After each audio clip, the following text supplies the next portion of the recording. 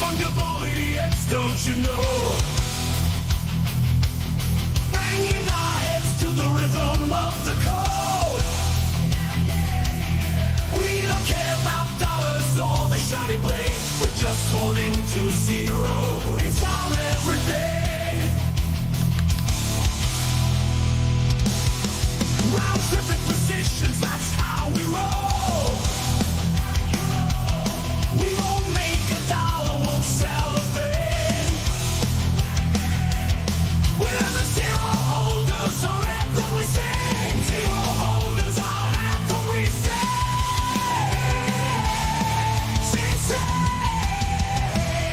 Zero holders, we're the kings of the sea. The non-fungible idiots who live in the dream. We're all on the zero, it's our way to be. In the world of NFTs, we're wild and free.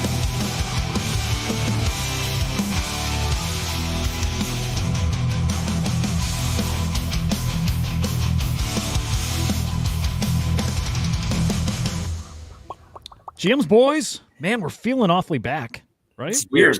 Yeah, you don't like it? Do you like it? Yeah. It's a little different. Love it.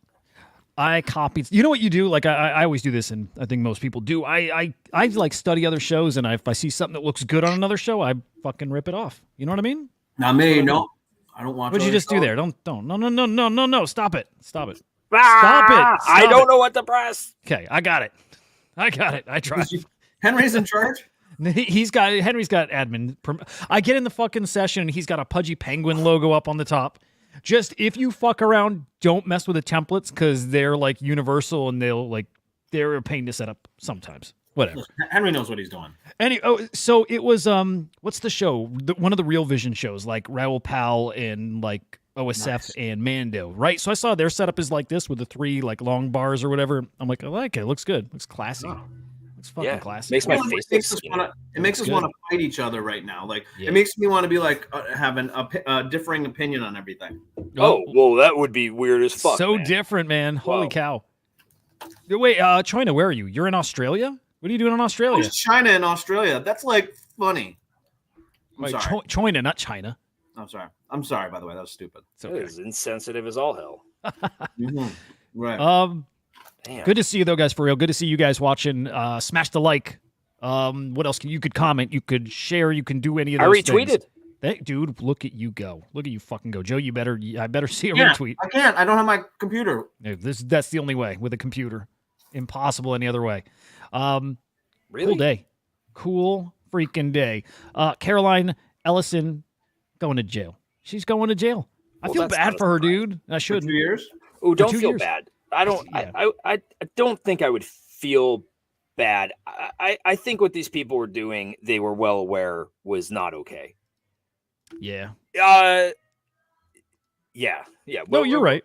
Yeah, they're borderline psychopaths, I think, when they think like, oh, it's just other people's money and we're not going to lose it, but we're going to make more money for us using their money and it's all going to be fine. I think that's like the mentality of it. Like it's all going to be fine. And you can't do that shit because people lost money. Even if they didn't lose the money, like people lost money because once the feds got involved, like people weren't made whole completely. Yeah. So She has to forfeit $11 billion. You know, I just can't put my headspace in. Like, I can't get to the place where I'm like purposefully taking money. It's always like coming from a place of even if you fuck it up, it's like I know I can help people and make them money, and like obviously you make money along the way. But like I just can't get in that headspace of like intentions were to fuck people over, even if that doesn't matter, right? It doesn't matter. I don't think the intentions. I don't think they were. If I was guessing, I'm with you. I don't think it's like we're fucking people over. I think they're like, we got this under control. We can keep doing this and we can take this and reinvest it in this and the market's up only and it's all going to be okay and everyone's going to be made whole. And we're going to be able to make a chunk of change using other people's money. OPM, baby. So OPM. yeah, I don't. What's OPM? Other That's people's other money. people's pussy or something. Is it OPP? Oh, that's OPP. Sorry.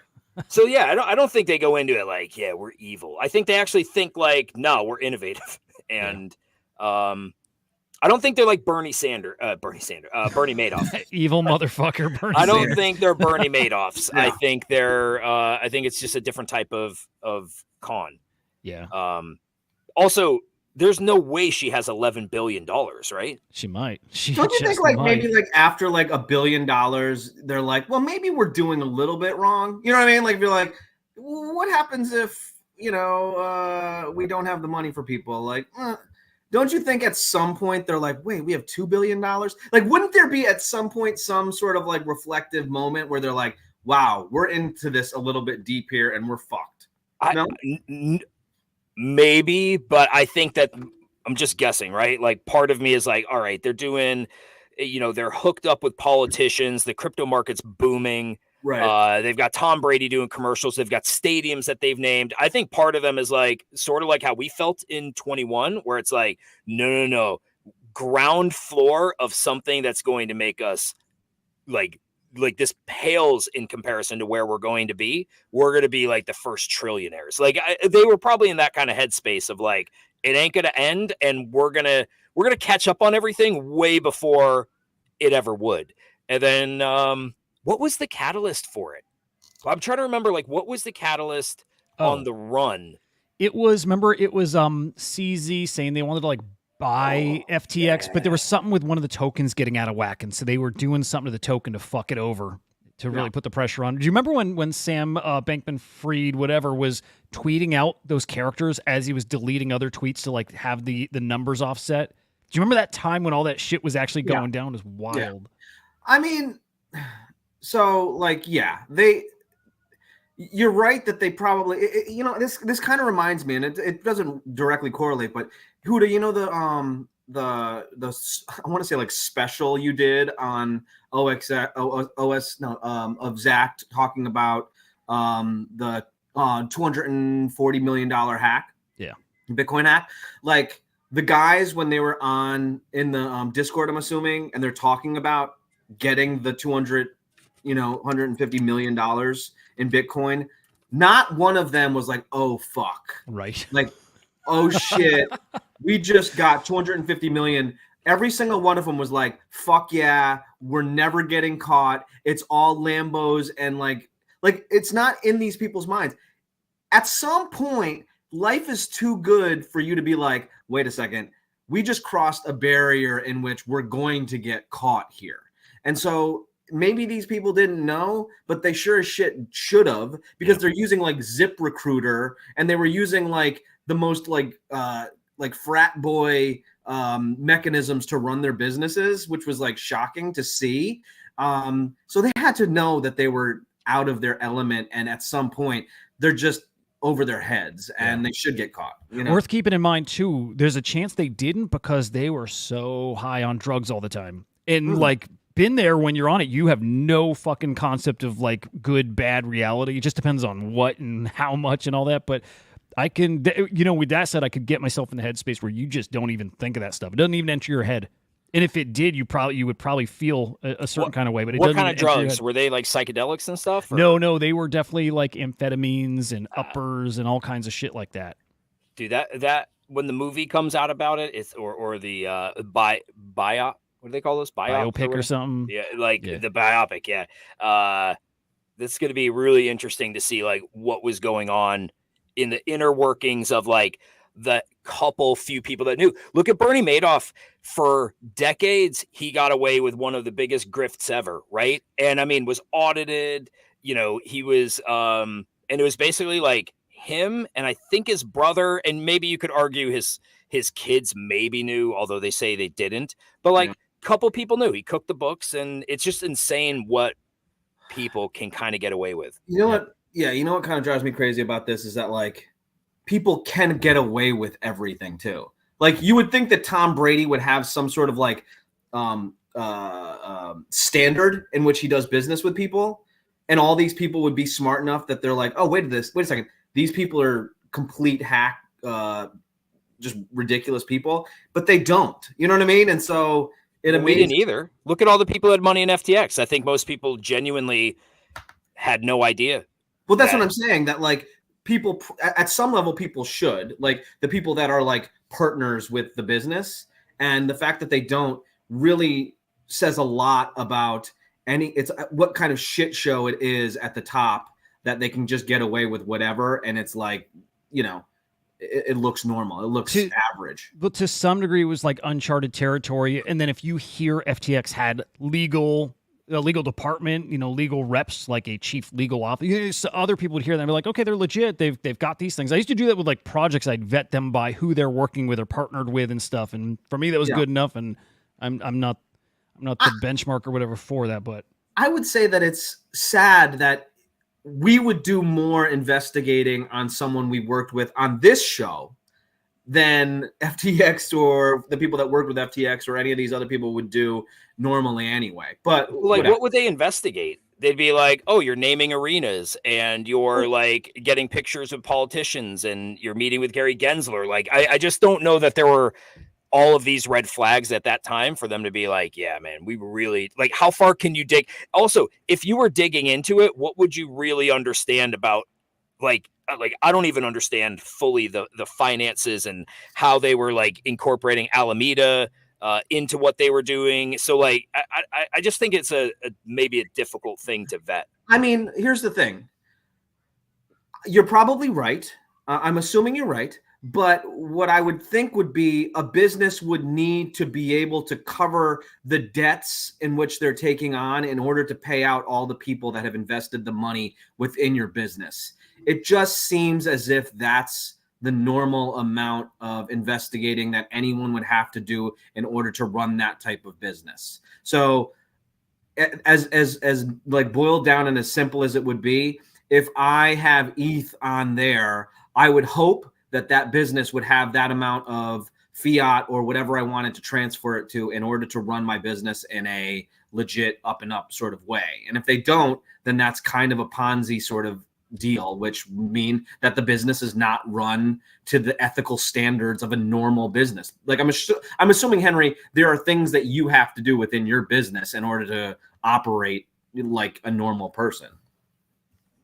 Maybe. Yeah, no. But the other side of it is, I think like part of what their books, you know, if you looked at them, would show that they had all these tokens which had a value, and if you didn't understand the connections between like the value of what they were, forgot the token from Alameda, but like FTX buys tokens or gives money to Alameda, it's kind of worthless because it's just a highly speculative token. But on the books, it may look like, oh yeah, we have $3 billion of this token. And, you know, Tom Brady's people probably aren't like, well, what is that token and what's it backed by?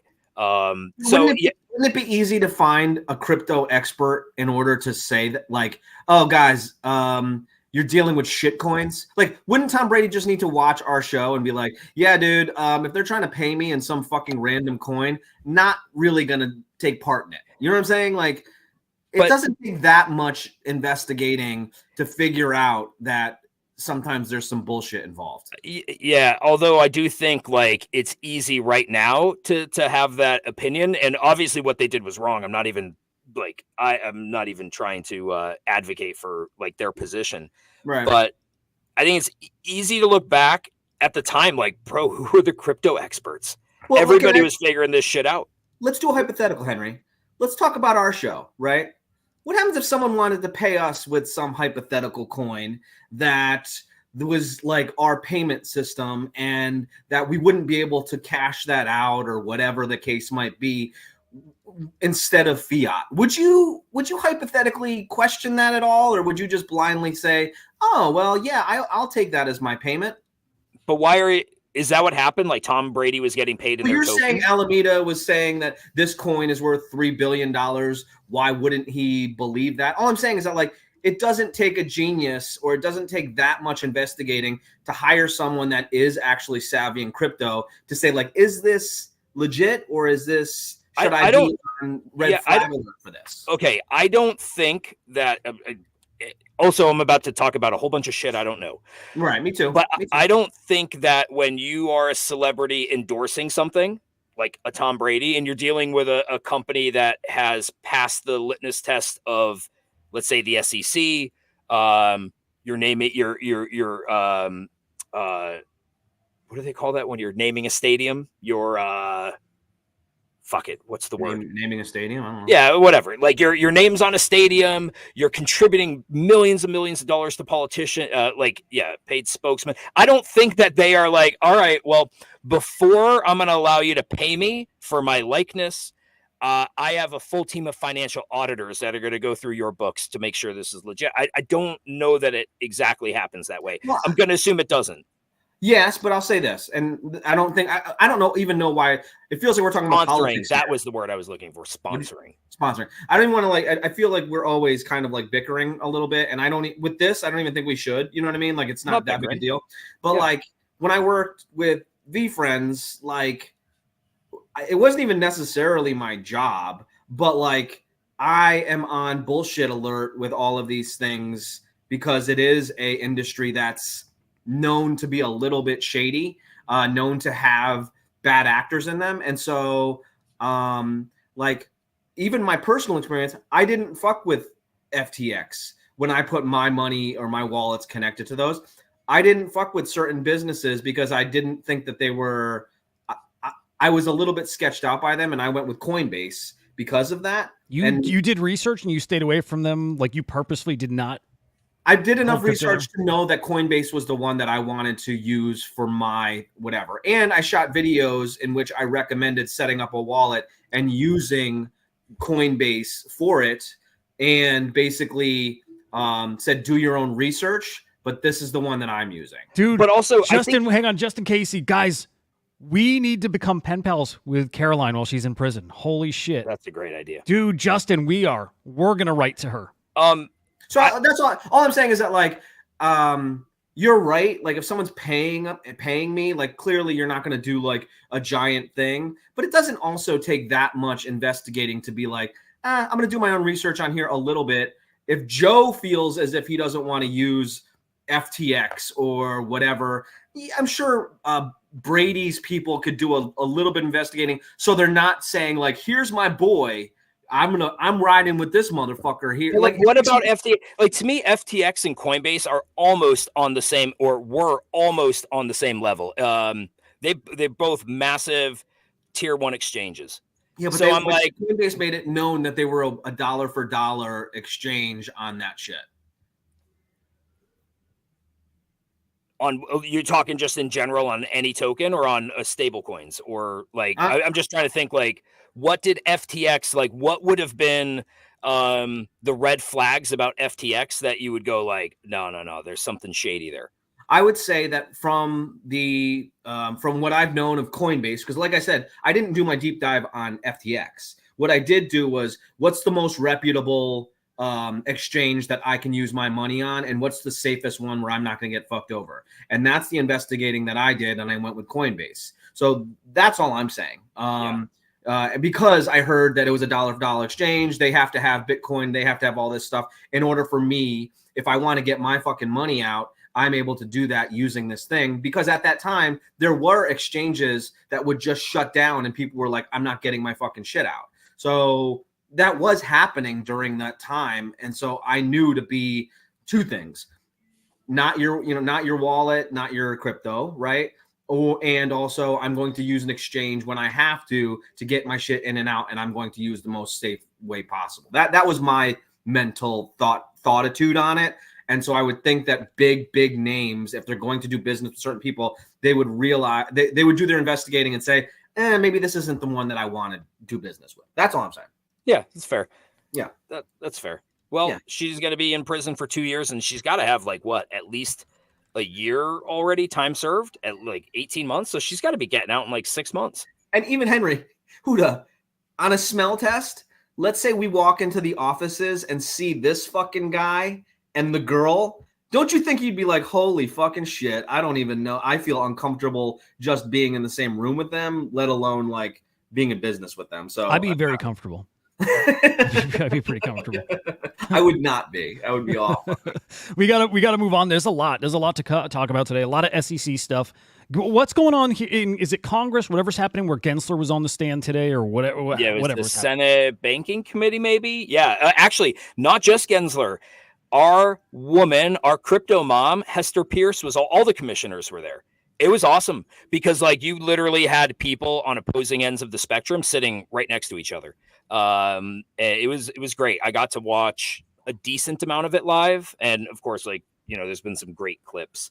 But is it Ayuda or Ayuda? Yeah, Ayuda Almeida or it's Uyeda, Ayuda, and Hester Pierce. They're just dude. You listen to them talk, and you're just let's like, listen. I got a whole bunch of clips here. We'll segue back to this, but I mean, this is pretty fucking cool. SBF and Diddy either sharing a cell or they're at least in the same unit. So, gonna be what is he going to maybe have some freak offs? Yeah, some freak offs in prison. Yeah, fucking funny. By the way, today started out pretty darn hot. People are kind of calling this like a little stimmy, courtesy of China. So banks need to have lower reserves here, whatever the reserve to investment ratio lowered, and then I think they are injecting some liquidity there too. They are a lot. I think it's a lot. It's like 500 billion yuan, whatever it's called.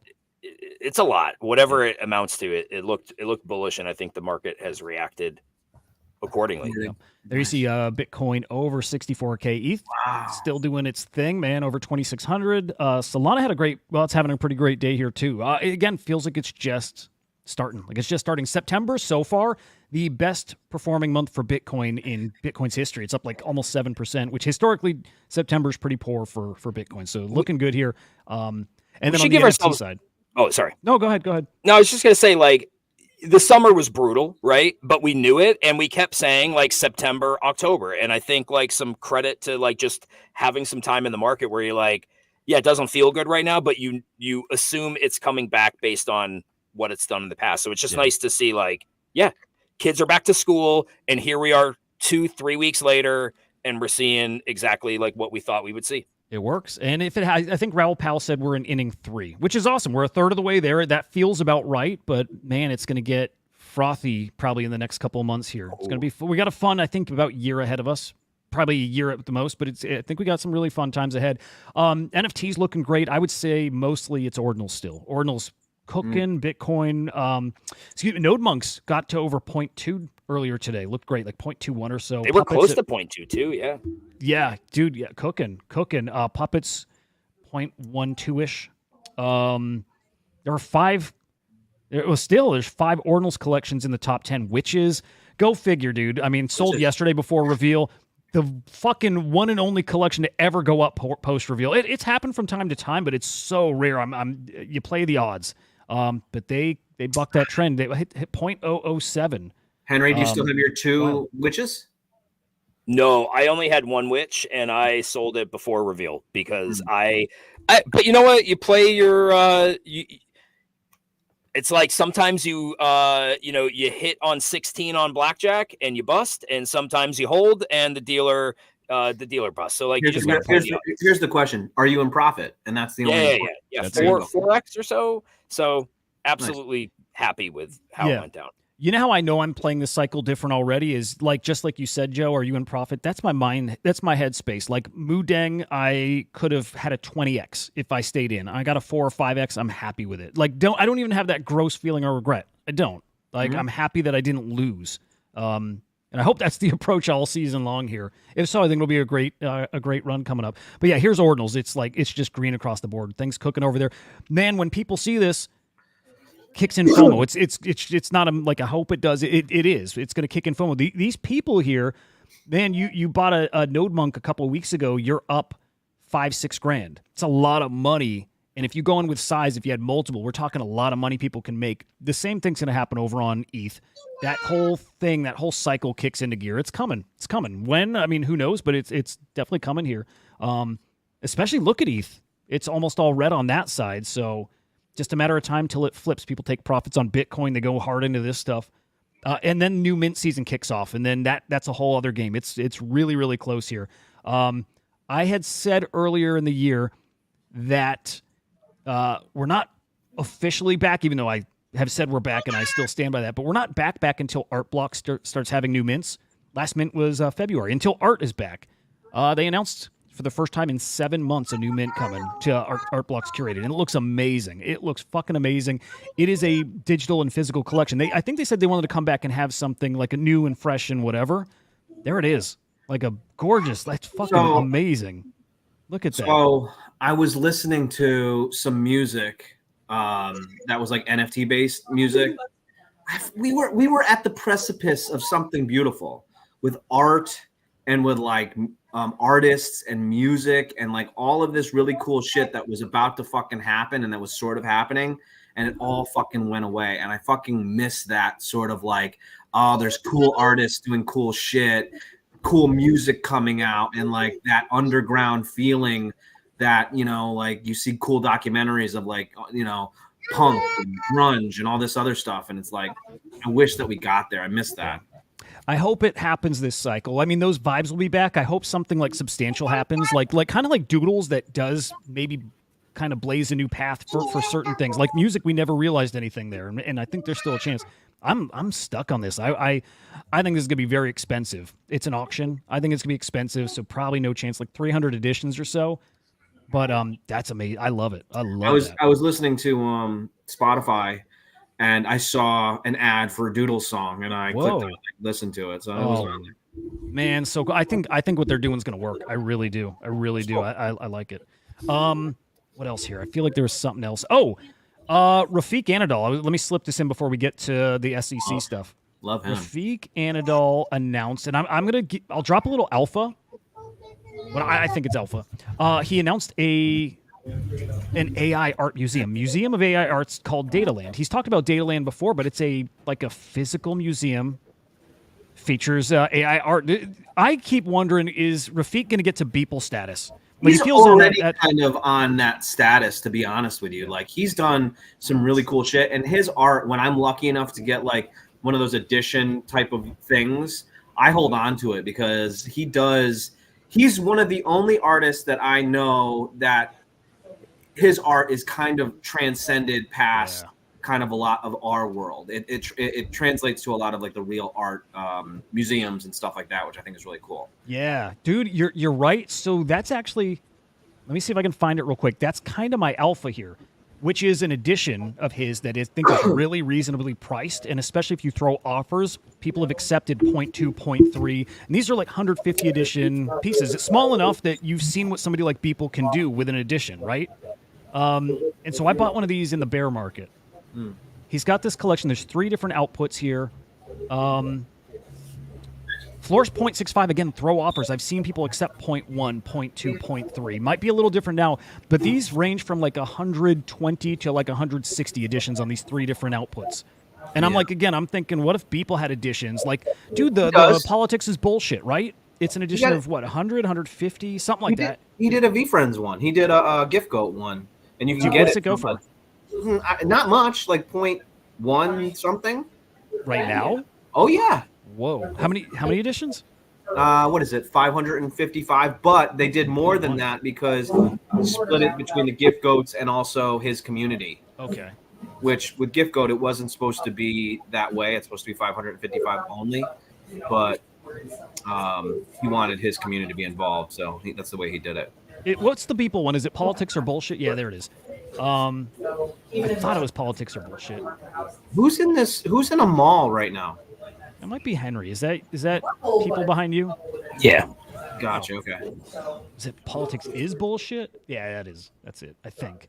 Either way, point is it's a 100. I want to say it's a 100 edition Beeple collection with like a 50 ETH floor price. Again, those kind of artists, editions can actually still cook. I like this collection. So that's the alpha, NFA, all that good stuff. Who knows? Yeah, speaking of that, I got a offer for our XCopy NFT boxes for 1.5 ETH, which I haven't. It's never been that high, and we're not in necessarily a bull market. I've never had an offer for one. Well, maybe no, they've been out there. Yeah, we've had. But it's people now. Highest has been a long time. Oh yeah, there's a lot of collectors. I mean, you've seen what people are doing collecting XCopy pieces. That's been tweeted out there. Andy really kickstarted that. Andy from Idiots. He asked people in his Discord, XCopy in his Discord, are you ever going to do something for the set like you said years ago? And he referenced back to the old tweet, which he did say yes. So people are trying to put together the whole set. Saint right? Les, Saint whatever, the 3 editions, and people are chasing them. So yeah, those bids are there. That'd be awesome if he put something together. He will. He will. What it is, who knows? Either way, said that a while ago, though. Shit, man. Yeah, 2 years ago or so. Okay, let me just spot check. I'll throw this out here too. I'm sorry, I know I'm jumping around and I want to get to the SEC stuff. The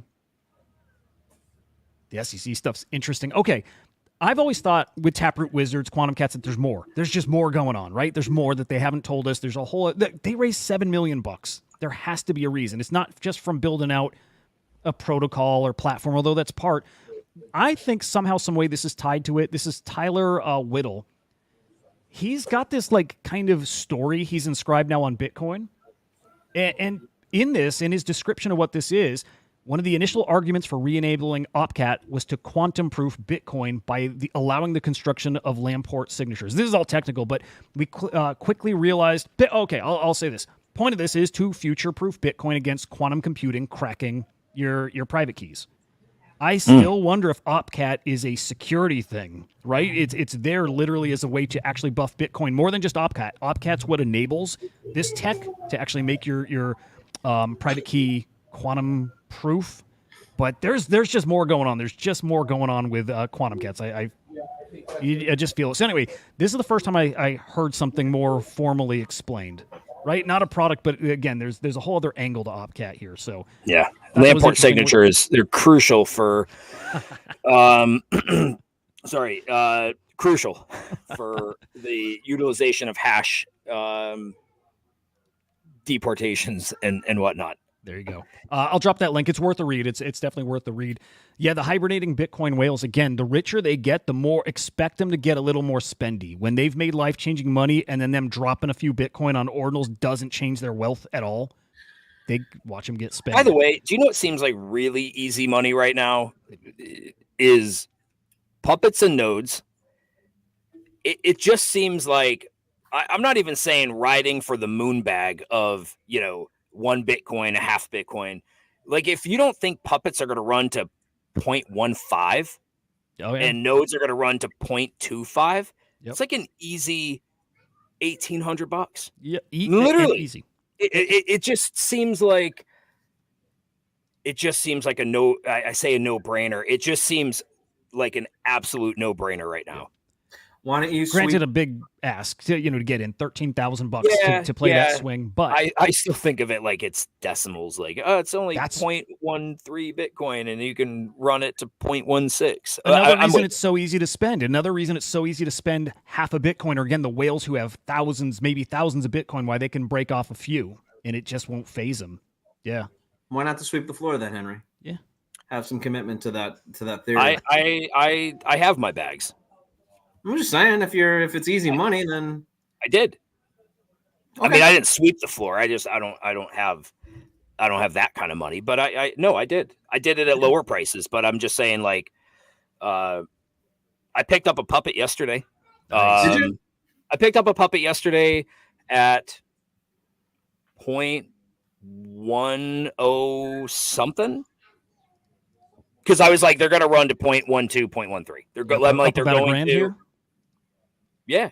I mean, what are they at right now? 0.125, give or take. So, yeah, I'm just like, you know what? I'm fine with making 0.01, 0.02. I'm so not used to the Bitcoin pricing. You know what I mean? Like with ETH, you're like, 0.1 to half an ETH to 1 ETH. Like with Bitcoin, it's like 0.007. But if you get 0.00, like it's almost recalculating and recalibrating your mind to like deal with that, and it has not worked with me yet. But like the reality, it'll when it happens, it's locked in, and I'm sure it's crazy. Like you don't want to I know how this goes. We all know how this goes. When it's running. I'm talking like 250, 300 sales a day in each collection, and you're jumping, 10, 20, 30% in days. You're not getting in then, right? It's too volatile.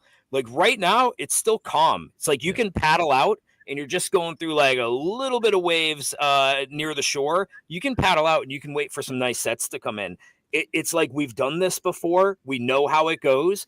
You don't need to swing for the fence and wait for this thing to go to a half a Bitcoin. You can literally just be like, all right, I'm going to pick up 0.01, 0.02, 0.03 here and there when it feels comfortable, when it feels like I'm getting in at the right time. And like the right time absolutely was weeks ago. Like that was an easy time. But if you miss that, it's still a good time. Like we haven't even A It lot of ties people into this this. isn't registered Well, with yet. It ties into this. First off, you're right. We have so many more people in the Bitcoin ecosystem now than when this ran to highs in the spring, when Puppets got to 0.9. There's probably double the user base at this point.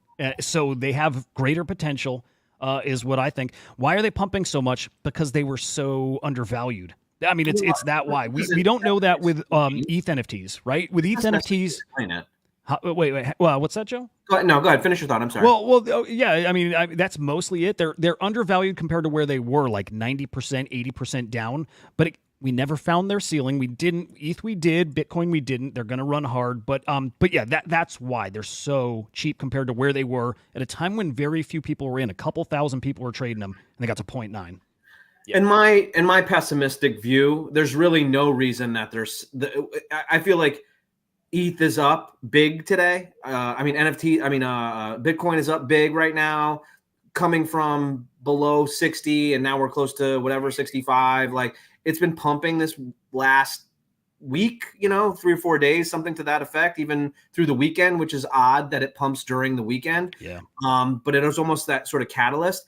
And for me to buy ordinals now on all green seems as if the inevitability is that it's going to go red right now. So, like, it will pump back up, but I feel as if we don't have a catalyst to say now is the time to really catapult us to the next level, that it's going to hit bigger highs. So I would almost wait for it to go down and then purchase as we go up. This would be my sell point. Like Henry said, buy a couple weeks ago, this would be my sell point. When it goes back down, maybe I buy again, sell point at the next green sort of candle. But I don't necessarily know if there's a huge momentum that we can point to being like, this is the reason, other than China. It's FOMO. I don't know, dude. There's what you were, Hudah, what you were feeling 3 weeks ago, and I'm always behind, right? You got it. I'm always behind. You like 100%, a little bit of a delayed feeling of okay, I don't feel it yet, but now I'm no, I'm locked in. I'm locked in to the point of no. It's different. I'm keyed in enough to the space. Yes, I'm busy with Kongs, but I'm keyed in enough. I'm following alpha chats and other discords. I'm seeing what's happening. Projects are minting, secondary sales are doing better. The blue chip projects are starting to go up, but we've not even, we just haven't even caught fire yet. We just have the Tinder. You got the Tinder, then the kindling, then you put your logs on. We just sparked the Tinder. The next step is you get the kindling, and then we start throwing logs. Yeah, and I'll admit, if you're plugged in, I'm the opposite of that right now. I am not plugged in. I'm going to be waiting for the fucking neon flashing sign, we're fucking back sort of deal before I jump in. I don't have that sort of commitment to hey guys, we're low right now, we're gonna fucking moon. I'm still not there. Bitcoin feels as if we're running hard right now, and could it start pushing? Could this be the time now? Maybe. I don't know, and I'm still waiting for that neon flashing sign. You guys are doing your thing. That's awesome. It's just I'm not feeling it quite yet. Yeah, you can't take what I was saying, where hey, it's a decent time to be able to look for 0.01, 0.02, 0.03 gains. You can't take that approach when you're not plugged in, when you're not no, I feel it, I'm in the water, I know what's going on right now to the best of my ability. The hard part is if you're not keyed in, it's almost better to just stay the hell away, because then by the time you feel the heat, you're already in the fire, and that's not Henry, the time to put on your suit. You're seeing the other things, there's indicators that don't reflect in the numbers. So that's part of what I was saying before. There's other indicators. Again, they don't reflect in volume. They don't necessarily reflect in price, but you see them in the community. You see them with the way your friends are talking about stuff. And people talk about stuff a different way when conditions are different, when they're ready to get spendy again. And that eggs collection was the definitive moment. The Crypto Kitties mint that went from 0.00 something to 0.3. It's okay, people absolutely are ready to play. And also, when to your point, when you're keyed into communities and you can't keep up with it all, because there's just, this isn't the kind of thing where somebody's like grinding away and they're farming all these like protocols and you're just like, man, I can't do that. I'm just talking about the easy wins. Somebody posted some alpha the night before, the next morning you wake up and you're like, oh my gosh, like everybody's in it and everybody 3-4x'd, and you just see things like that. Even Taproot Witches, right? Taproot Witches, I think, is a nice indicator. I mean, a post-reveal non-dump is pretty decent. Bitcoin's running right now. I just think that you see the blue chips and ordinals, which, like, to me, there's no doubt. Like, I'm not messing around on ETH right now. I think the next bull, we've talked about this, is more than likely going to be in ordinals, because if you're keyed in, they never really popped. Like, they got their momentum. You had Quantum Cats going to 0.4, 0.45. You had nodes. What nodes were up 0.7 or so? Puppets 0.9. Like, you got there, but you never, you still say like a puppet at all-time highs at 0.9 at even 70,000 Bitcoin. It's a $60,000 ordinal. It's kind of nothing in comparison to what we've seen not triple digit ETH, but like 6-figure prices on NFTs for the floor. So it's why it's going to happen again too. People know it happened before, and yes, they lost a lot of value, but what people will do is they'll trick themselves to say it's different on Bitcoin. Just different. It's Bitcoin. It's the OG. It's the more historic chain. These are the first ever. Like, people will think with these, they have their opportunity for the CryptoPunk. These will hit 6 figures. Quantum Cats, Puppets, Monks. I still think the multiple Bitcoin floor, and I can't get in the headspace where that doesn't happen. I really can't. I don't know. I mean, NFTs have. Sorry. Oh, you're good. You're good. No, I mean, the only thing I would say is that like NFTs have been proven on the ETH to like, really have shit the bed. I'm wondering if people are turned off to NFTs is the only thing. That's my only kind of qualm. I don't think you're wrong. I don't think you're wrong. Inevitably, bear market comes back and people are gonna be like, "Why the fuck did I do that again?" But we did that. But we're gonna be out. I did it again. We're gonna be out before then, right? Like, the goal is like, set your goals. I'm not really playing the game I should right now. Like, I've already raised my exit point for nodes. Like, I should be out right now, but I'm like, no, I can squeeze a little bit more out of here. I was watching Tony Hawk's documentary about when he was skateboarding and how he kind of came up and all that sort of stuff. And he was talking about how in the 80s when like he became fucking making all this money, 6 figures, when he was like, 15, 16 years old. And then he was doing well during these times, but it would always drop where he basically was like getting insurance jobs or like doing like editing, like video editing and making no money and like blah, blah, but inevitably skateboarding would come back like with the X Games and stuff like that. But he even talked about sort of those cycles. And in my head, I was like, well, skateboarding is, is similar to the crypto sort of thing where it's like some people think it's dead, it's gone, it's over, it's a fad. If anything, crypto is not going away because presidents, politicians are talking about it. So the bull case is that like it's not at this stagnant dead moment. If anything, there are momentum to maybe not bull, but it should bull, but it is part of a cycle and it's not going anywhere anytime soon. So there's a little bit of comfort in that, I guess. Dude, absolutely. And then last point here, and then we got to get to SEC stuff. But I was it's worth bringing up that did too many of the big projects blow their load too early, right? Because you need those big announcements to happen during the the peak of this thing, during the bull. And Whale put together this good little tweet here just saying, look, Azuki still has Anime Chain to launch. They launched their website, but Anime Chain. And who are the partners? What are they going to do there? Pudgy Penguin's Abstract Chain. Same thing. I think that thing's going to be a monster. Doodles, I'm sure, have got some stuff coming. The Mochaverse launch pad, where they're going to launch all kinds of new things using their Mocha token, and that's going to go get stupid for a while. There is a lot coming, and it's not just project level. It's more like infrastructure. Maybe not infrastructure, but it's bigger. It's blockchain level. So we got some cool potential. Wanted to point out that art piece we saw before. Grant Yoon shouting out the artist there is also pretty damn bullish for that mint. So again, keep that mint on your radar. It's not till end of October. You got time. Small collection. That one is really gonna. Maybe that's what really gives us the we're back moment in the market, like multiple ETH floor after mint, something like that. I think is probably on the table here. Okay, SEC.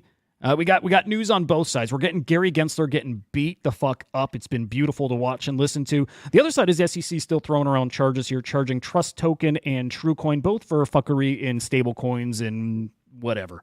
I think they were actually not good platforms. So this is one of those that probably makes sense. Do you know anything of it, Henry? Yeah, so they were they had a stable coin, I think TUSD, and they basically like they were telling investors that everything was pegged 1-to-1 to the dollar. And what they were in fact doing was trading on an offshore account. In fact, they may have even sold the company offshore, and they had like $500 million, which I think was about 99% of their funds, if I read it correct, that they were actually like trading in like highly speculative assets on an offshore account. Wow. But if you look at the amount of assets they had, their disgorgement was only, I think, $346,000. And then I think maybe each of the owners or founders or the defendants were each fined like $167,000. So, yeah. It just seems as if like the crimes that there's like the crimes that you commit need to be so big and profitable that it's worth the punishment. A lot of times, like, you know, I can go outside and do something kind of not that, like punch someone in the face and get, you know, more time than a lot of these people that make billions of dollars. It's so weird. It's a settlement too, right? It's just a settlement. They, without admitting or denying to what they're saying, they pay them, and that's their typical MO, right? I mean, that's what they do. But you're right. There's it's funny, like why are they going after these kids who took the 250 million? And they probably are. They arrested them. Yeah. Oh, they did. Okay, good to know. Yeah, they arrested them. They arrested some of them, I think. I don't think they have all of them. But the interesting thing about that is it'll be interesting to see what they get, how much time they get, or if they get charged and convicted. But the other interesting thing about that whole story that I was looking at was Zach was like, so we have $7 to $9 million that's frozen, and the guy that lost the $250 million has $500,000 back to him already. And I was like, holy shit, that's the worst news that I could hear, is that I only get $500,000 back from this type of shit. You know what I mean? Like, they're saying that it's almost like good news. It's like, Jesus Christ, this guy should be getting 99% of it back, you know? Yep. All right, we got to move on. We have a lot of clips and not much time. So SEC, Henry, would you mind just setting the stage again? Like, oh yeah. So I think this was the House. Maybe this was the House. Was it the? Yeah, Patrick Henry's with the House. So this was the House Bank and Finance Committee, I think. But yeah, basically they, I might have the committee wrong, but they had all the commissioners. So all 5 commissioners were sitting before them, which I think this might've been the first time in a long while we've had that. And they're grilling them on all kinds of topics, like across the whole spectrum. So you had 2 Republican commissioners, that's Aida and Pierce. And then you had the 3 Democratic commissioners, which is Gensler, and I forgot the other 2's names. All right, let's get into clips, and we'll stop when it makes sense just to comment on them. The first one's super quick. Echo warning. The direct question is about the different terms. And rather than answering that question, you answered a separate question. Kudos to you. Just a nice little dunk. That was cool. Okay. Hester Pierce, a great statement here. Great. We'll probably play most of this thing. Multiple terms are being used here for crypto, is that there's no regulatory clarity or consensus identifying which tokens may or may not be offered pursuant to an investment contract. I think that's absolutely true. We've taken a legally imprecise view to mask the regulatory lack of clarity. So let's go. This question of an investment contract. The SEC defined crypto asset securities as an investment contract represented by the underlying crypto asset. Yet, tucked away in a footnote on an amended complaint, the SEC clarified a security is determined by the, quote, contracts, expectations, and understandings centered on the sales and distribution of a digital asset, and not that the digital asset itself is a security. Is the SEC using inconsistent standards here? The ambiguous because the legal precision carries with it real implications. And this is why people have been coming to us and saying we need clarity. Is the token itself a security? Or is it part of an investment contract? Is it being sold together with an investment contract? If it is, what is that investment contract and how long does it track along with the token? By using imprecise language, we've been able to sort of suggest that the token itself is a security apart from that investment contract, which has implications for secondary sales. It has implications for who can list it. And I think this is absolutely, we've fallen down on our duty as a regulator not to be precise. And so tucking into a footnote that, yes, we admit that now actually the token itself is not a security, that's something that we should have admitted long ago and then started wrestling with the difficult questions. Dude, look at the smile on her face. Give her a mic to drop, please. Provide that clarity for the agency? Or is this so something cathartic. the agency can do itself? We certainly have authority where we can provide guidance. We can use our exemptive authority. It's always helpful to have Congress weigh in, but there certainly are some guidelines we could provide in this area that we have chosen not to provide. So, dude, I like every time she opens her mouth, right? Like she gets it, man. It's great to hear people in positions that matter. Who By the way, really- these reactions from like Bankless or whoever, some of the most obnoxious. Like, you can't make comments on it. You just have to be like, "Crypto, bro, yeah, man, mic drop." It's stupid. This is a great comment, by the way. This is a kind of gotcha moment, kind of with Gensler, kind of like that. Yeah, it's pretty cool. Thank you, Mr. Chair. Mr. Gensler, suppose I were to sell you a Yankee ticket and tell you that the Yankee ticket could appreciate in value and could be resold at a profit in the secondary market. And as is the case with all sports tickets, suppose the proceeds from the sale of the Yankee ticket goes toward paying for the Yankee game. By selling you the Yankee ticket, am I entering into an investment contract with you and therefore conducting an unregistered security offering? I appreciate the question. I don't know all the facts and circumstances, but I don't think so. I know where we're headed here, Representative, but I don't think so in that Yankee. So a Yankee ticket is not, and why is the Yankee ticket not a security? Well, it's really a question, and the courts have been clear on this, is the offer and sale. Specifically with a Yankee ticket, though. When you're buying a Yankee ticket, what are you purchasing? You're buying access to a Yankee game. Is that fair to say? I understand. It's been a while since I went to a Yankee game, but Fair enough. that's... You're welcome to a Yankee game. I used to live in New York, and my three daughters were all born in New York. So in the Stoner Cats case, the creators were selling an NFT that offered access to an animated web series. From the standpoint of federal securities law, is there a legal difference between buying a Yankee ticket that offers you the experience of a Yankee game and buying an NFT that offers you the experience of an animated web series? Again, I don't want to comment on any one specific. Well, it was a settlement. It's a fait accompli. It's not an ongoing litigation. You can comment on it. But it's about how is something offered and sold, and is it offered and sold as an investment contract? Or are individuals looking to a common enterprise anticipating profits based on the efforts? Well, I'm familiar with the definition. You're avoiding the question. There's a lot more. There's a lot of clips out there. There's clips really poking at Gensler for inventing terms. Right? What was it? A crypto security or yeah, there you go.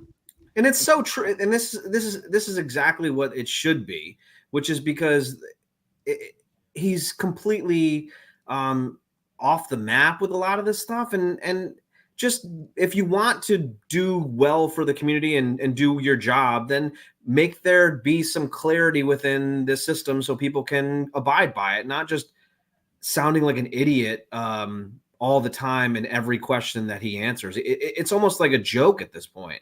He can't even say anything that actually makes sense to anybody. And if anyone comes back at him, he has no answers. It's unbelievable. And like, I wonder why. Like, is it because he's gone so far with it that he can't turn the ship around at this point? Is it just like, no, this is what we're doing? Didn't they just have an article about all the settlements being some of the most money that the government has garnered during this administration? Like, It's wasn't it like 3 or billions 5 billion? Yeah. I mean, it's kind of like tickets, right? Like you get car tickets because of the guise of like driving safely and keeping people safe. But in actuality, it's just to make fucking money for the city or the state or whatever it is. It just feels like that's kind of what's happening here. Is like it's an idea to make money on the backs of these.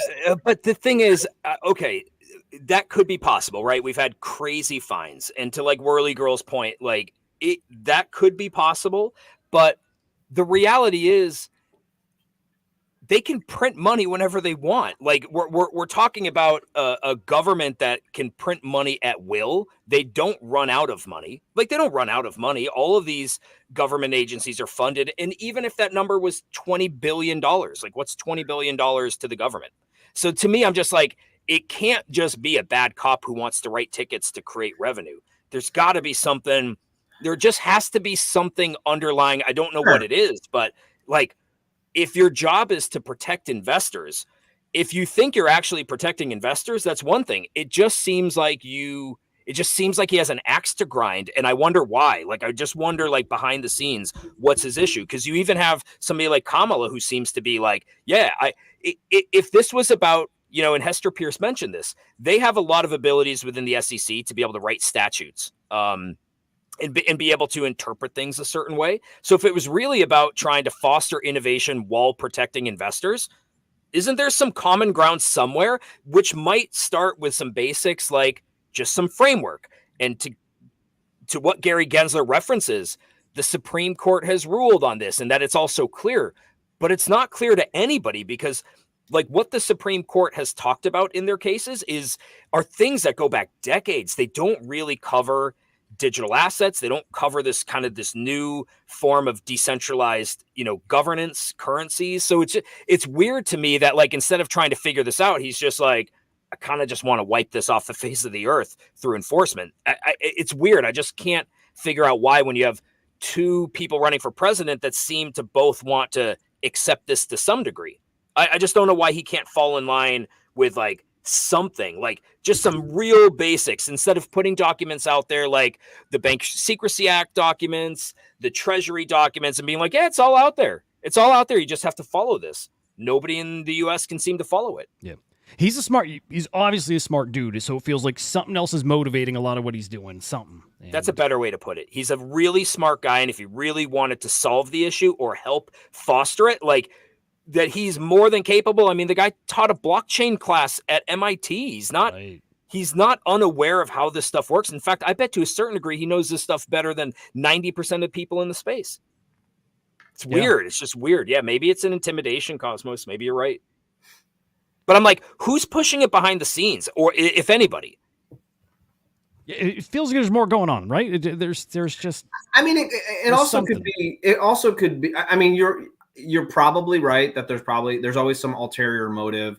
I mean, sure, money is no object, but we don't just turn on printing machine for every single thing that we could. You know what I mean? Like that's not the way that we'd like to hide under the guise that we are trying to balance things, but we're not. But maybe the crypto world does need some regulation. Maybe there needs to be something to keep it in line. And we're just not ready for it yet. So he's just shooting in a dark hallway trying to hit something without having any real fucking plans. And so, it's not going to seem like it's a good idea or he's doing anything real other than trying to fucking scare people or trying to say that he's doing something when you see all these different entities like doing kind of shady things. Something, dude. There's some underlying current. I don't know that it's lobbyists. I don't know if it's the banks. I don't know if it's the Biden administration. But I'm like, there's something, because how can you have years of this, literally years of this going on, and it doesn't feel like we're any closer? Meanwhile, both sides of the political spectrum in Congress are asking for it, but can't get anything done. I'm just like, it's a very weird situation. The weirdest thing is that like when he's asked about it, he almost laughs like he knows that it's a joke. You know what I'm saying? Like the guy was like, if you buy a Yankee ticket, he's like, I know where you're going with this, and I don't have an answer. Like that's kind of what he was saying. Like he's heard it all. He's like, this is a great point that you're about to say, and I do not have an answer. So I'm going to laugh, say some kind of carbon copy bullshit, and then move on past it. It's unbelievable. Well, I get what Gensler is saying. Like it's all in, like, it's not as simple as what's the difference between a Yankee ticket and a stoner cat. Like, it's not as simple as like, well, because the difference is an investment contract and a common enterprise, right? So it's like, it's difficult to know where did it all start versus like, where are we right now? You're just talking about the sell point on the secondary and is it a security? And it's like, well, what were all of the steps that happened before that? That's what matters. And that's the part we don't have clarity on. And like, he can't give a good answer, even though like, I know it's a gotcha question. But I feel like instead of gotchas, it would just be nice for people, instead of attacking him, to actually just lay out some real basic stuff at the formation of an NFT, as an example. Like when Stoner Cat started, what could they have done differently that would not have made them? Well, I think the point is that like, they're just putting questions out there that show that that's what should be done, and it's not being done. They're not outright saying like, hey, what would they do in order to not have to get in trouble to have a settlement with you guys? They're just saying like, here's what you did. How did you get to this decision? Because none of it makes sense to us. I'm going to ask you a bunch of questions that you don't have the answer to. So it makes it seem like I'm asking you that question without out and out saying like, you have to create a framework, dude. Like you have to do something to have clarity so these people aren't getting sued all the time. I just feel like they're asking the questions to point out what you're basically saying instead of outright saying it. Yeah. Is part of it that they don't want to look incompetent, so they don't define stuff? They keep coming back, and Gensler keeps coming back and saying, we already have the regulations, we have the guideline, and so we don't need to say anything else, because if we come out and say anything else, they could potentially open themselves up to get sued because they were wrong. He's been lying now for years, but again, it's to cover his own ass because he fucked up. You're probably spot on. And that's what I'm saying, to the point of like, how come we can't fix this? Is he too proud? They have, ongoing litigation in courts, and anything he says could go against it. Maybe it's as simple as that. And so you just look at it as a failed, chairman of the SEC, because he's not willing to be humble enough to be like, no, we do need to change this. Dude, it's like UAPs and all kinds of crazy tech like orbs. They can't come out and say we have it, because then that also is saying we've been lying to you for 50 plus years, which is a kind of a big old problem too. Maybe he knows. Maybe he knows that. Maybe he just knows like, all right, I just got to get through the end of my term, which, by the way, I think he still has 2 years left. Yeah. I think he still has. There's something there, I think. I do. All right, we gotta wrap it. We gotta wrap. We're way over. Well, a little over. Yeah. Anyway, a couple other things. SEC sounds like more banks are going to get to self custody of their Bitcoin, not just the, what was it, H something whatever Melon. I can't remember the name, but sounds like there's more coming, which is very, very bullish. SEC delaying a decision on spot ETH options. That was supposed to be coming really soon. Now, not till November 10th. And Donald Trump Jr. is thanking all of us guys. So thank you guys. I'll speak for him. I want to thank you guys for your incredible crypto community, guys, and welcoming our family, the Trumps, into this exciting space. It's awesome. What was once new to us has now become a passion. We're beyond thrilled to make a difference and introduce more people to the world of decentralized finance here, guys. And we got like 4 wallets, man. Can be unburdened by what has been. That's right. You know. By the way, I listened to that Eric Weinstein clip from yesterday. Yeah, me too, by the way. And what'd you think? Well, I mean, where do you want me to go with all of that? Like, honestly, the question that I had for you guys is that, like, do you guys, like, Henry, did you listen to the extended version of that at all? The 20 minutes or so of it? It's not even that. It was like maybe 4 minutes after that. It was like 20 minutes. Said. I swear to God, I re-listened to last night. That was the second. And I went, like, Joe, I literally went, I know Joe's going to listen to this and be like, interesting. You're talking about the Kamala Harris one where she's talking on the Oprah one? No. The Weinstein one where he was being interviewed and he was making the points where, calling Kamala's father the Marxist, that one. No. So that's not the one you watched? No, I did. Okay. I watched. So okay. Let me take the first question would be, after the whole Trump cut with asking about the groceries, right? Oh, okay. That one, which, first of all, you got that clip off a guy that was clearly just a MAGA tard on 100%, 110%, just scrolling on his thing. I don't know how you can't think that it's just going to be skewed to the umpteenth level. So I went and I looked at Kamala Harris on that thing, after that, they asked like, how are you going to make affordable housing and all this sort of stuff. So she said we'd give $25,000 for first-time home buyers. We would give $6,000 credit to kids and a couple other things. So like, first of all, like it was just cut off to make her look like a complete asshole, which us putting it out there makes us look like complete fucking like right-wing nut jobs at this point. Weinstein? I Google the fucking guy, right? And one of the first things I see is him on Joe Rogan with Terrence Howard, which if you've watched the show, it's almost like a joke to me at this point to even have that be there. Like, it's like, I already talked about Terrence Howard being an idiot, and now I have to add this guy into the mix. Joe, please, like, this is the silliest take you've ever Go had, ahead. ever, Please, ever. He was there to refute Terrence Howard and to tell him why he was wrong, right? And I watched it, yeah. But you I should watched be a the little whole more thing. open-minded. I'll just say, out of anybody to Eric Weinstein, I think you would actually appreciate almost So, every word out of his mouth. Hold on. You're going way off the deep end saying that I'm not giving this guy credit. So basically what he did was he was a PhD math, like doing math at Harvard. So he's a smart guy, but he came up with geometric unity or something like that, right? Which widely refuted in the scientific community. And even on the front page of his own paper, which he wrote, I am not a scientist. I'm not a physician. I'm a podcaster and an entertainer. So the guy is already putting that out there into the world. Joe Rogan rips the guy apart anyway. And then on top of that, in the Joe Rogan, Terrence Howard interview, he basically was like saying that Terrence was not on the right path. So yeah, I know he was refuting it, but I'm saying, sure, he refuted something in the math realm with Terrence Howard. It's 4 hours long. I didn't watch the whole fucking thing. Apologies. I didn't have enough time. What, the Terrence Howard thing? Yeah. There's no point in watching that. 4 hours. I was just like out of no. it. But like on top of that, I had to like look at multiple things after yesterday's show. But then Eric, whatever, Weinstein was like his basically like storyline being, if we're saying like he's a reputable guy, I would refute that. Me saying but you don't know anything about. You Googled him. You Googled him for a few minutes and saw where he was and what people said. You know about what you I did? Listen, you know what I did? Said what you did, right?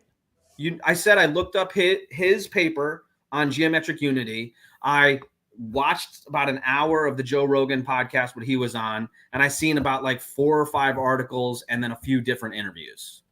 I mean, how much do you want me to do, Hudah, I want you to listen to him yourself. And then on top of that, I looked at the fucking misinformation that we Wait a put second. out. I'm just wondering, because this was about his interview with that guy on the podcast and what he was talking about with AOC and Kamala. The sayings, right? Yeah. Did you watch? I didn't watch the whole thing. Did you watch the whole thing or no? But watch the whole thing about what? Oh, his interview, The one that we were talking about yesterday. Because No, he didn't I have didn't. any. No, I didn't watch the whole okay, interview okay. about that. I did look up the guy that did the podcast, which he was on like 25 and in Love or something like that. He was like a reality TV star guy before he did that podcast. And then I looked at a bunch of his guests that he's had on. And so I was making my judgments on that type of situation. But maybe we should watch. I didn't watch it either, by the way. Maybe we should watch that and then comment on that part. Probably worth it. Here's all I'm saying. About yesterday is I had to look at like fucking 5 different things. I did obviously my little deep dive, which is only so much that I could do. But like looking at it, it was clear that the Kamala Trump thing about like what you would do for groceries was clearly a clip. That wasn't anything to do with him.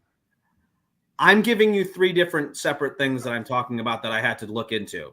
Gotcha. Was one of them, which was clearly like straight up nonsense. Then looking at Eric Weinstein and how reputable he was another thing.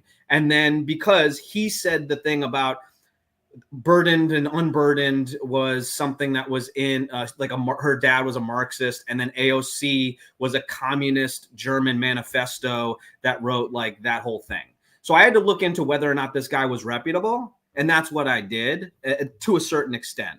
I'm comfortable saying that my bullshit meter goes off with him, and that I'm not necessarily trusting on it. What I didn't do was look at the German manifesto and look at the origins of Marxism for Kamala's thing. I didn't have enough time. but I Or would. watch the interview.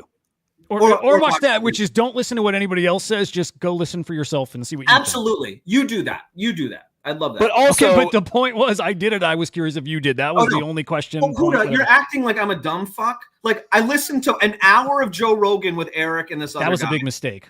I read a bunch of his geometric unity fucking science paper. I fucking saw the AOC, the Trump and Kamala stuff. I only have so much time in the day. but that's almost like me saying, like, hey, did you watch the Bills game last night? Keon Coleman I is did. awesome. And you're like, no, I didn't watch it because before I did that, I looked up Keon Coleman and what he did at FSU. And, like, he was okay, but, like, no point in watching the game because I Well, already knew that he was just like, okay. So hold on. So you want me to watch the last interview as well? And Hudah, what did you see with it? I'd love to hear what your take is. I have to boogie. But Oh, I'm just. Joe, I'm the gonna only watch it point tonight was. too because I did. And Henry, you're acting as if like you're making a point. You posted some straight fucking bullshit and have no issue with that, and then I have to like do like hours of investigating on all this shit. Hey, I mean, it what got the you to fuck? Coinbase, bro. These hours of investigation. It's such got a, and you now there. I have to go and waste more time about. My wife was I'll like, tell you "Dude, what. are you doing?" Tomorrow, I think we'll you'll talk feel about it. better about that because it's actually something a little more substantial, and that's it. It's a 20-minute thing, maybe 15, and it's interesting. It's Joe, very by the way, I interesting. did say on that cut yesterday, on the Kamala cut, I did say like it did sound like gobbledygook from her. It didn't sound coherent, but I also said it looks like they probably cut off before she got into something. So Yes, yeah, which just is fine. qualify that. It's not even that, dude. It's like the guy who fucking posted it, like the source of it in general was a laugh. You know, It was what I'm saying? that was Trump propaganda. That Yeah, that was nothing real. Yeah. But and then like I have to look into this Eric guy, and we're like, well, you didn't. You don't look, have to. You didn't don't look have to. 20 hours into him from when we talked last time. I'm Like, only the gonna guy- look 20 the guy minutes said into he the was an end. Yeah, why are entertainer you and twisting podcast. everything, Joe? How am I twisting anything? What did I say? It doesn't matter. We got a boogie. Guys, have a great right. night. We're watching it and we'll comment We'll on talk it tomorrow. We'll talk tomorrow. Sure. Can you drop the and link you to don't have to Discord? watch it. What? I'll Can you drop the drop link. the I'll link? DM you guys. Yeah. And you don't have to at all, Joe. You Don't worry watched about it. fucking 3 hours worth of Eric Weinstein. You watched the wrong thing. You watched the bro. wrong. That is, we're literally saying, did you watch the 20-minute video? That was Yeah, it. I know what you're saying, and I know that you're acting as if I'm nuts, but Jesus fucking Christ. Tomorrow, Tomorrow. same time, same place. We're This is both gonna coming from- watch it. We'll comment on it. Yeah, let's talk about the fucking dog eating. We're talking Diddy tomorrow. That's all I know for fucking sure. If nothing else, we're For real. talking Diddy tomorrow. Hey, We good have show to. though. Good show. Yeah. Good Had show. a really good show. Mostly Everything's feeling NFTs. great. I liked it. Wait, say Yeah. again? I said mostly NFTs. Yes, dude. I liked it. I back. think, again, as the market turns around and we get more and more NFT, it's going to be a lot of fun. So looking forward to it, guys. Have a great night. See you tomorrow morning, boys. We'll see ya. We're the non-fungible idiots, don't you know? Banging our heads to the rhythm of the code. We don't care about dollars or the shiny blade. We're just holding to zero. It's our everything. Round tripping positions, that's how we roll. We won't make a dollar, won't sell a thing. We're the zero holders, our anthem we sing. Zero holders, our anthem we sing.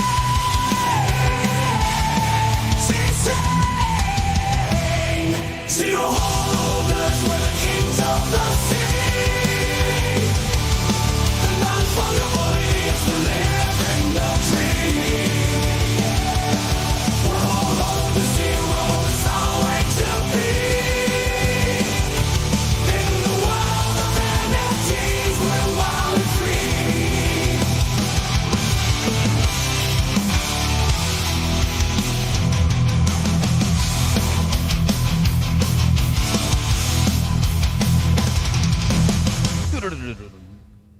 Hold on. That was Hudah, fun.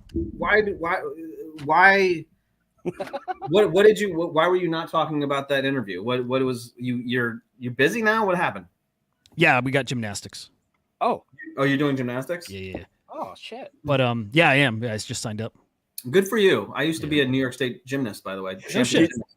Were you? That's cool. New York State You know what? champion for like 3 years, regional champion, won some international. But Oh, like once shit. they started letting go of the bars and stuff like that, like reverse hex and like, I was like, I'm out. Ooh. You know what I mean? Like college, I was like, no, can't do it. Damn. I assume that Hudah getting into gymnastics can only mean one thing, and that Caitlin Clark must like gymnasts.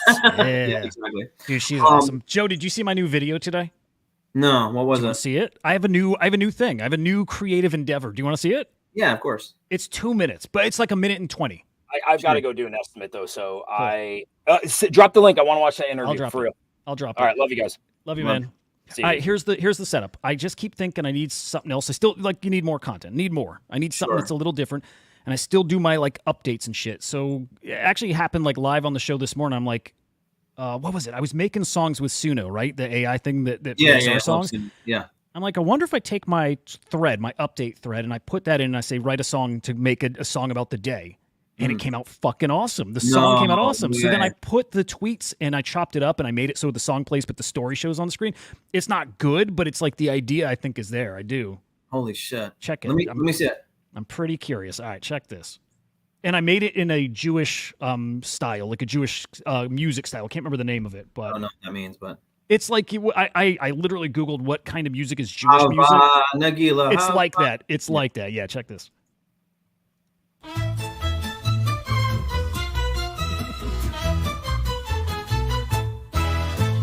The Bitcoin ordinals on the rise, Lord Monkeys take the crown. BTC's the king of chains, sales volume shooting up, not down. China's moving money, time to prime that BTC. Markets getting heated, man, just wait and see. Crypto's on fire, digital world in play. Kamala says we'll innovate and pave the way. AI and asset futures getting bright, protecting all the people as we climb to new heights. BlackRock's making moves with their Coinbase crew. 12-hour withdrawals got investors looking too. Rumors swirl about poly market tokens in the mix. Fantasies moonshot gaming, my coins got their fix. Crypto's on fire, digital world in play. Kamala says we'll innovate and pave the way. AI and assets futures getting bright, protecting all the people as we climb to new heights. Doodle's comic dropped, it's the legend of the Rubicon. Binance futures launching, GHST's where it's drawn. MetaMask that switches quick, no fear, no fat, no food. Now multi-network flexing, watch what dApps can do. From high-profile scams to traders hitting highs. ENS super sold and moving touches the sky. 800 turned to millions, what a crazy ride. Crypto's the new frontier, we're just trying to survive.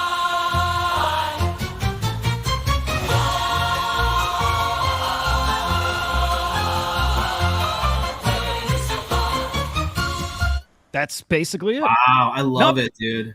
I love that. It's kind of fresh. Like I've not seen that out there. If I can do it every day and it's Yeah. a new song every day, it's kind of Yeah.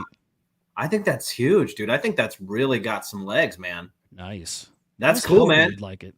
Yeah, Man. I dig that a lot. I think that's a really fucking good job. I mean, that's something I would be interested in seeing if that could push hard on that. I mean, Yeah. I'd rather listen to that than most of the shit out there. It's if you can get the top stories in a minute or two and do something that just makes it a little catchier, like you're gonna, what's the song, what's the style of the Yeah. day, what and yeah, but all I know it's got to get tightened up and the story's got to be quicker. I mean, it kind of depends on the song and stuff, but yeah, just quicker between transitions and stuff, just to keep it catchy and flowing. But for the first one to see how it works, I like it. I fucking think that's really good. I mean, Nice. I mean, there's critiques of it, like maybe you don't catch everything. I fucking dig it. I think it's a really good idea. I don't know, man. Oh, You should- cool, man. Well, I Yeah. appreciate it. Yeah, it's just if the idea works, I wanted to push it. It came out, I'm like, I think it works. It's cool. So cool shit, man. Is there? Should I have? Do I have to listen to that stupid fucking interview? I mean, should I? Is there? I like genuinely, I'd be curious what you think of it. Like But I you do was not have shocked that you guys were like, you didn't like. I listened to, like, in my mind, the whole point of that clip was this guy said these things that are seemingly outlandish-ish. Is he a legitimate person? So I didn't think that I had to like look at the rest of Yeah. that interview to see more stuff. I was looking to see if the guy was a legitimate person or not. Is there more context to that I need to be aware of? I think it's just an interesting take, and I think it's a thoughtful take. So, and we only stayed on that topic. I don't think we had homework assignments yesterday, but it's when I asked, and then there's a whole different direction you went. That's where it became a fun What topic. bothers me is that like we're just fucking all of our takes are just like right wing craziness. Yeah. And then we're just saying shit like, and then being like, okay, that's it. Like, cool. And so like, and then I'm in this conundrum, right? The conundrum is I don't want to be involved, but it's so hard for me to be like, okay, we're just saying the same shit. Am I going along with this, even though I know it's dumb to go along with it? I don't want to, but I have to. You know what I mean? Like there's this like, weird. Well, like, you don't have to, and you can always bow out of those conversations or push back. It's up to you you. know that I can't be like, hey, this is fucking, because then I'm like, because it's like the fucking dog eating thing. I'm like, what? Well, I'm glad you pushed back on the one from yesterday because it was a bullshit clip. The Trump versus Kamala thing. Like, I hate that shit. Everything, like Henry's all fucking, he's insane. The fact that he's even on those fucking pages are fucking insane. That stuff works, dude. It works. I I got a and boogie. then Have if a great night, if man. He's trolling me. I get that. He's like, not trolling. He's not trolling. But it's like he's reasonable if you call him and point to why it's not a good clip to cite, reference, believe in. I know. He's like, oh, that's probably true. Well, yeah. Anyway, it can be exhausting. Enjoy gymnastics. Yeah, man. I'll catch you later. Later, brothers. See you, man. Well, it says